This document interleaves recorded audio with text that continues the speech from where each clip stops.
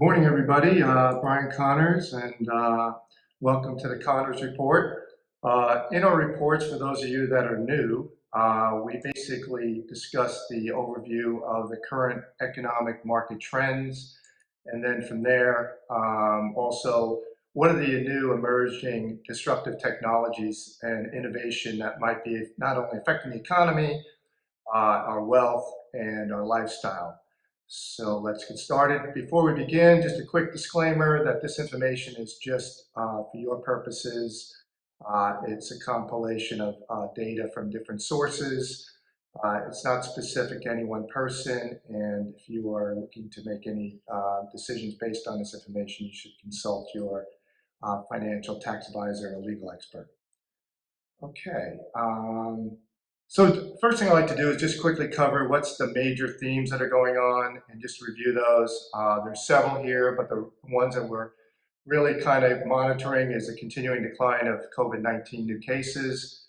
With the economy now opening up, we're starting to see inflation heating up, so we want to talk a little bit about that. On the docket is a new infrastructure bill, part of a plan to kickstart the economy with some new spending, both in infrastructure, but also some other bills that are in the midst for taking care of some of the less advantaged people. Next thing that's coming down the pike here that we'll be talking about, obviously keeping a lookout, is Fed accommodation is coming to an end. And we have the continuing housing boom that is creating interesting problems for some. Others, it's obviously a boom, so it depends which side of the coin you're on there. Okay, so quick overview of the economic metrics. We're continuing to see real strong growth. 8.3% is what is projected for this coming next quarter. For the second quarter, seeing employment come down in terms of people unemployed, that continues to drop. The biggies here to highlight is the CPI, which is now showing rapid inflation, which is kind of a big concern. And what is that going to mean for us as we go out for the rest of the year? Some are debating right now whether that's going to be a transitory trend or that's going to be a more permanent trend. So I have a little data to share with you on what that might look like as we go to the end of this year and into 2022. Strong housing, as we see in the real residential fixed investment. The Case-Shiller home price index up strong year over year. Recent number that I think just came out in May, that housing prices, the median housing price jumped 24% year over year. So that's good news. Like I said, if you own a home, if you're trying to find a home, I know it's going to be a problem for some of the newbies that are trying to get in. It seems like housing's running away, but there may be some changes coming on that too. One of the interesting things about inflation right now that we're seeing is in some of the commodity prices like gold and copper, we're already seeing that they've already peaked about a month ago. So that might be an early indicator that we might be seeing a declining trend in some of those particular prices, as well as what that means for inflation going into 2022. ISM index, which is a very good barometer of growth, is still at 61%. That means, generally speaking, the economy is in a very strong growth mode. So that should be a good sign for the economy as well as corporate profits. Okay, a quick overview of the economic metrics. We're at all-time near highs again. And so anybody that's been participating in the stock market in the last year and a half has done very well. A lot of people wonder, are we topping out? Is this going to be the end? When is that going to happen?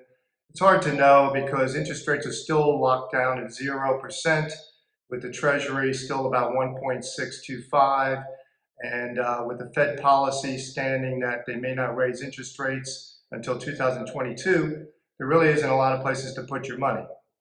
So that's why things are going into what we call higher risk assets like the stock market, even though the valuation might be rich by most standards. If you also look at what's going on with the profit margin, very strong, 11.7%. That's about what you could, kind of correlate to what people are making in terms of total return, because that's basically what the stock market is. It tracks profits. So that's been very strong. We're also seeing some resurgence now in some of the value areas of the economy, the ones that were beaten down by COVID. Energy has rebounded pretty nicely, as you know. And notice if you've gone to the pump, you're paying something like maybe $4.50 per gallon, which is a little disconcerting in California. Other places in the country, I think it's quite a bit less. In some other places, it might be even lower than that around the world. But we are seeing some strong growth in industrials, which is a good sign of a broader manufacturing economy. And consumer discretionary is still strong, so that's a good sign for the consumer. Just a little bit of a take on what is performing particularly well in the market, as we see small caps and mid caps have been outperforming the large caps and the tech sector over the 1 year basis, and also looking at this current year, small caps and mid caps are performing. That's a very good sign for the broader economy. It means that we're starting to see a pickup across the economy in those sectors that might have been beaten down in the last 12 months. Okay, so a lot of people ask about what's happening with inflation.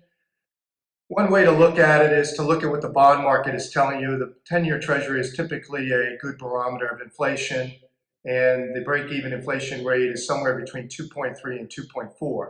What that really is saying is that while we're concerned about inflation on the short run, the bond market doesn't seem to think that that's going to be a big problem as we look out further ahead. Since many investors buy investments in bonds, it's a good barometer about what people think about the short-term and the long-term effects of inflation.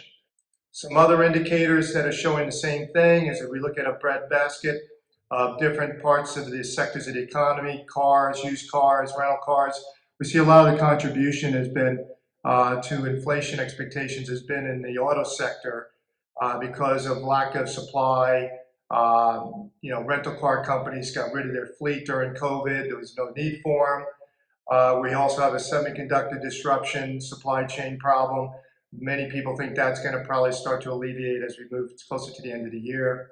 But across the spectrum of different products and services, furniture, the housing boom, obviously people fixing up their homes and things like that has really had a dramatic effect on supply as well as the cost of products and services. But if we look into 2022, now we see a negative effect of those prices.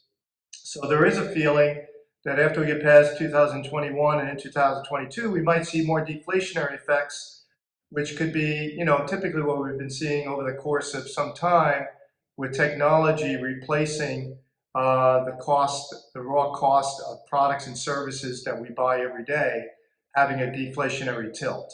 So this is some reasons why we might not see as high inflation as we go into 2022. One last example is looking at lumber prices. They peaked out near $1,700, and now we're looking down closer to below 1,000, even 800 of most recent numbers. Some people think we'll get back to the $600 range sometime in the fall. So a very good sign. So we're seeing some easement on the supply chain as it affects housing and some other major industries that affect the economy. Okay, one of the other things that's shaping up is that what's going on at the Fed. The Fed has contributed a lot to keeping interest rates low. They've been buying assets, treasuries, and mortgage-backed securities. They expanded the balance sheet significantly from the beginning of COVID, from about $4 trillion to about $8 trillion. And now there's a lot of discussion, what are they going to do next? Some of the discussions that are happening as we speak are the Fed may decide not to may stop buying what we call the mortgage-backed securities, about $40 billion a month. And what that will probably do might change the interest rate picture as to what people pay on mortgages, which could have an effect on what people might be able to afford in terms of housing prices. So this is the beginning of some of the tightening sequences. It could have a little bit of a concern for us as we go into the end of the year. As we see the balance sheet maybe contract a bit and the money supply contract a bit, this is having some impact on the various different parts of the high-risk assets, particularly technology and some areas of the economy that rely on cheap money. So we probably are going to see more volatility as we go into the rest of the year, something that people should expect, that while the market is doing well now, be prepared for more volatility as we go later in the year and into 2022. We talked a little bit about the housing boom and prices rising. Total value of rental homes. Some people are being forced out of even buying a home by some large institutions that have decided to buy blocks of houses. A little bit of a concern about that, in that some people now feel like they can't even get in because they're competing with large institutions that have cash.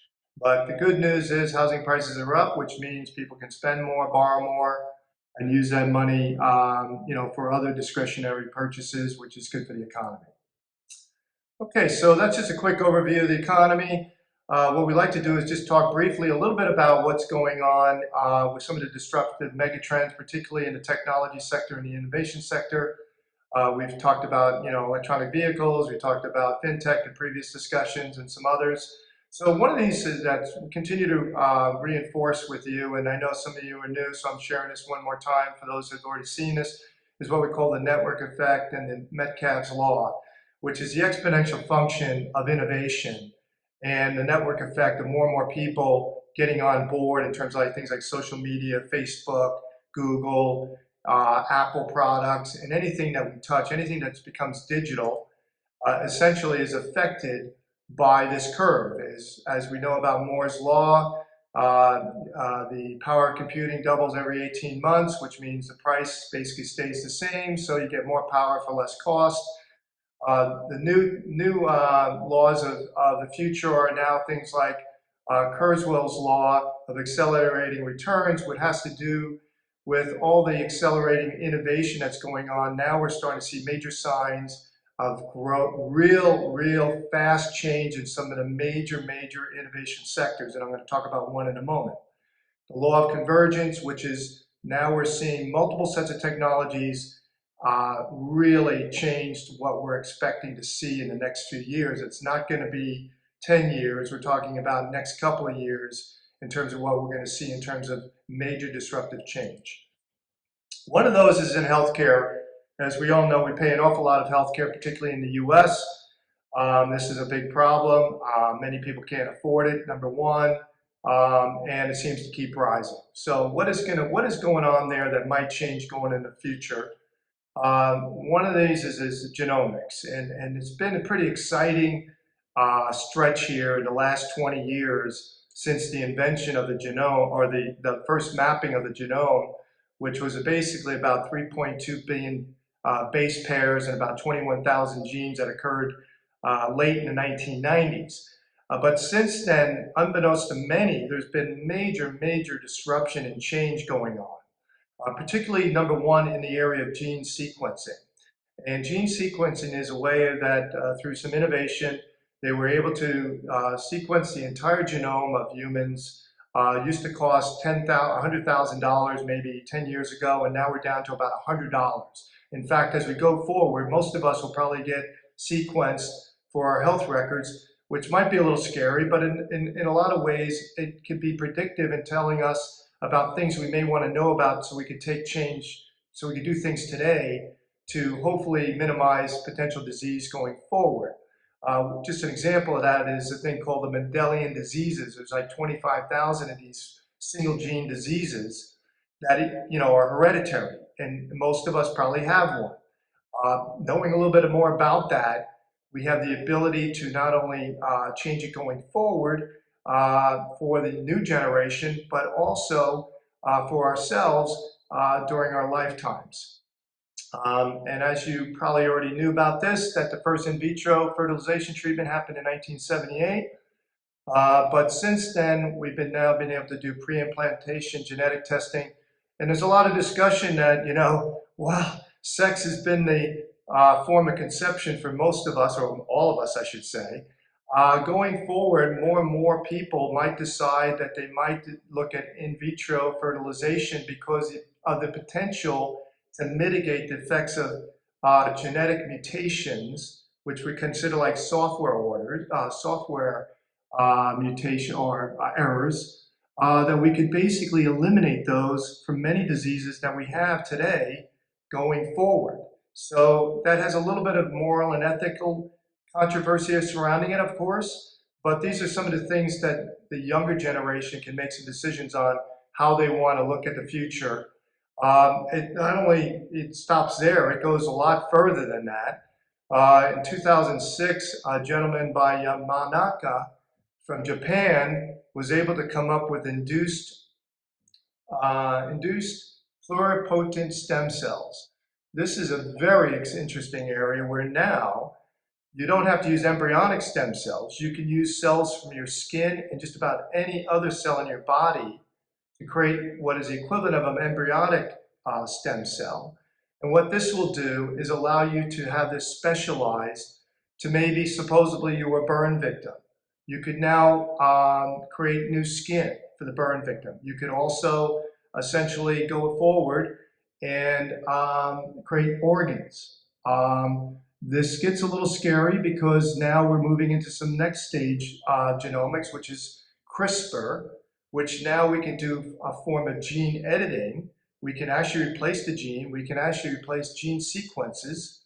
So this is moving very fast, very, very potentially helpful for what we look at as longevity for most of us, in that many people might be able to eliminate some certain diseases. We can fight viruses like COVID-19 because of this new technology.